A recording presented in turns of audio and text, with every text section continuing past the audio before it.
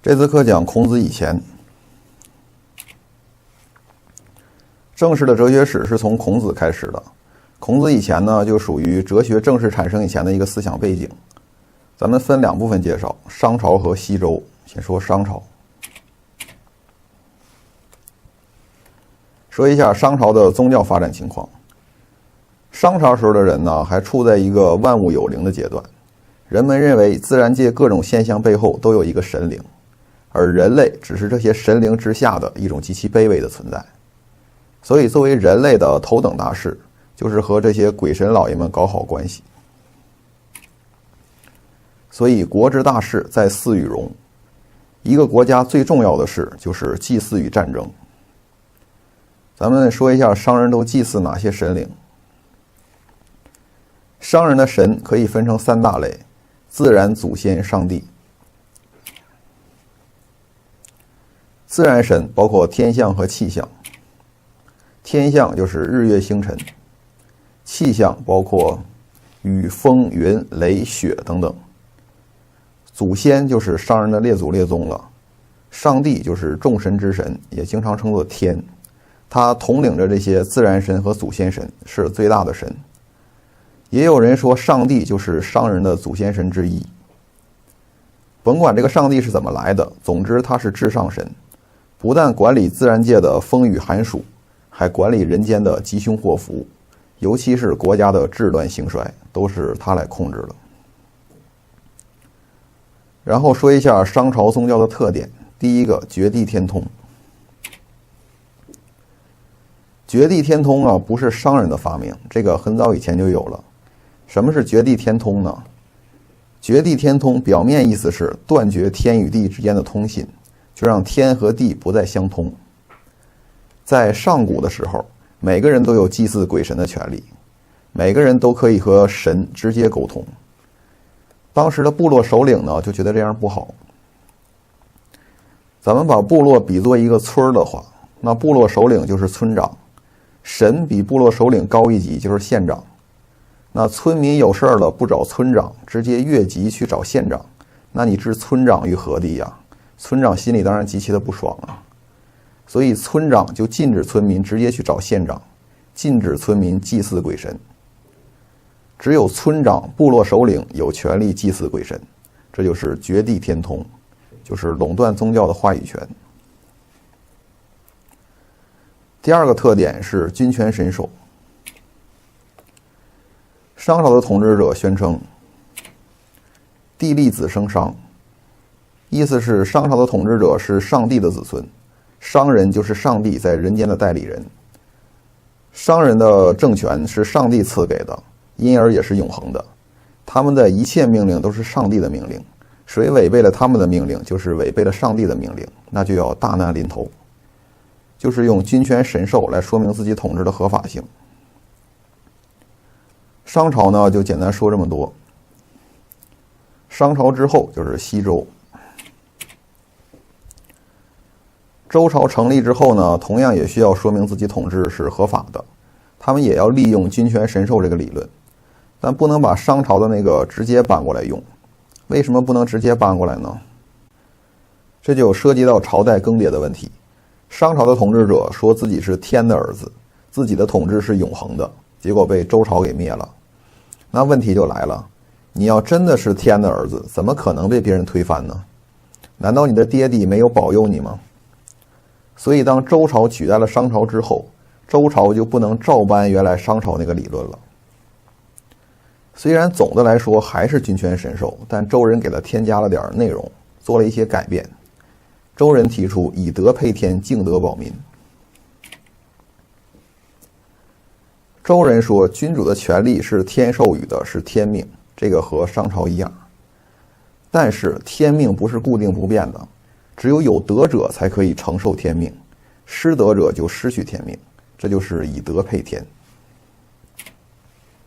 皇天无亲，唯德是辅。老天爷他没有亲疏远近，谁有德他就帮助谁。商王朝之所以灭亡，是由于商的统治者没有德。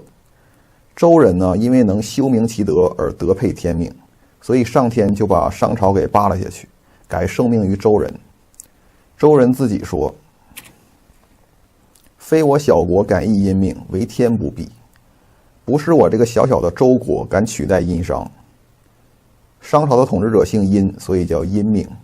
为天不避，只是老天爷不再保佑殷人了。那这个德的具体表现是什么呢？就是保民，敬德保民。这个保民呢，就是说要重视百姓，保护百姓和奴隶，不让他们过得太惨。太惨了，他们就逃亡了，甚至造反了。当年周朝之所以能够灭了商朝，就是因为商朝对待百姓和奴隶太残忍了。所以周跟商打仗的时候，大部分由奴隶构成的商朝的军队在战场上纷纷倒戈，所以商朝瞬间就土崩瓦解了。周朝呢就吸取这个教训，提出要保民。周武王说：“民之所欲，天必从之。”百姓想要什么，老天必定从之。天视自我民视，天听自我民听。上天的看法来自人民的看法，上天的听闻来自人民的听闻，所以一定要重视百姓的疾苦。注意一点，不要把保民理解成以民为本什么的，保民只是手段，不是目的。保民的真正目的是保社稷、保国家。但不管怎么说，敬德保民这个思想的提出呢，是夏商以来中国人从敬鬼神到重人事的一大转变，必须承认这是一大进步。然后礼乐制度，西周建国以后啊，周天子分封天下，分封了好多诸侯国。为了维护以周天子为中心的有秩序的统治，周人，具体来说是周公，建立了礼乐制度。周公就是周公解梦的那个周公，是周文王的第4个儿子，周武王的弟弟，姓姬名旦，叫姬旦。他制定了这个礼乐制度，或者叫周礼呀。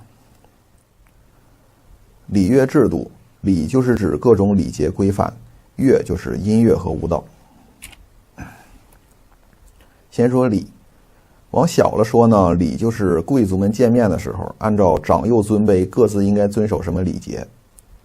要往大了说呢，它包含整个的一个社会规范、典章制度。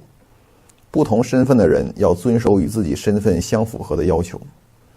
比如周天子家可以盖多大房子，后宫可以娶多少媳妇儿，可以养多少人的军队。